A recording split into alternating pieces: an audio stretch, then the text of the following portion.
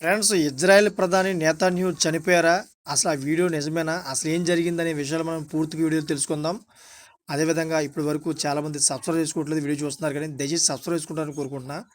So, Israel, America, Iran మధ్య యుద్ధ మేఘాలు కమ్ముకున్న వేళ సోషల్ మీడియాలో తప్పుడు సమాచారం తుఫాను సృష్టిస్తోందన్నమాట.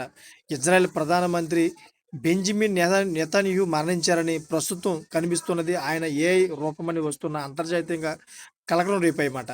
అయితే ఈ వాదనలో ఏమాత్రం నిజం లేదని ఫ్యాక్ట్ చెక్‌లో తేలింది. నెతన్యాహు మరణ వార్త మొదట ఇజ్రాయెల్ ప్రధాని అధికారిక సోషల్ మీడియా ఖాతా నుంచి వచ్చినట్లుగా కొన్ని స్క్రీన్ షాట్లు వైరలయ్యాయి. ఆ పోస్ట్‌ను పెట్టిన కొద్దిసేపటికే తొలగించారని, నెతన్యాహుకు ఏదో జరిగిందని నెటిజన్లు ఊహించుకున్నారు. కానీ విశ్లేషణలో ఆ స్క్రీన్ షాట్ పూర్తిగా ఫేక్ అని తేలింది. అధికారిక ఖాతా నుండి ఎలాంటి సందేహం ఎప్పుడూ రాలేదని ప్రభుత్వం స్పష్టం చేసింది.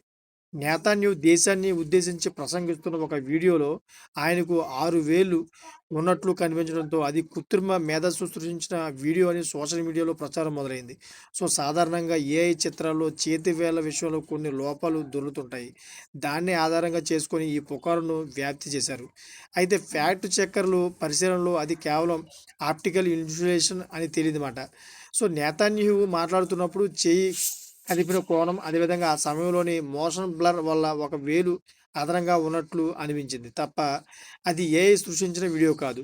సో, ఇరాన్ జరిపిన దాడిలో నెతన్యాహు లేదా ఆయన కుటుంబ సభ్యులు గాయపడ్డారని వస్తున్న వార్తలను ప్రధాని కార్యాలయం తీవ్రంగా ఖండించింది. ఇరాన్ సాగిస్తున్న మైండ్ గేమ్‌లో భాగంగానే ఇలాంటి తప్పుడు తప్పుడు వార్తలు పుట్టుకొస్తున్నాయని నిపుణులు హెచ్చరిస్తా ఉన్నారు. ఏఐ చాట్‌బాట్ గ్రోక్ సైతం నెతన్యాహు సురక్షితంగా ఉన్నారని, ఆయన నిరంతరం రక్షణ చర్చలో పాల్గొంటున్నారని నిర్ధారించిందన్నమాట. చూసారు కదా! లేటెస్ట్ ఇన్ఫర్మేషన్ కోసం ఛానెల్ సబ్స్క్రైబ్ చేసుకోండి.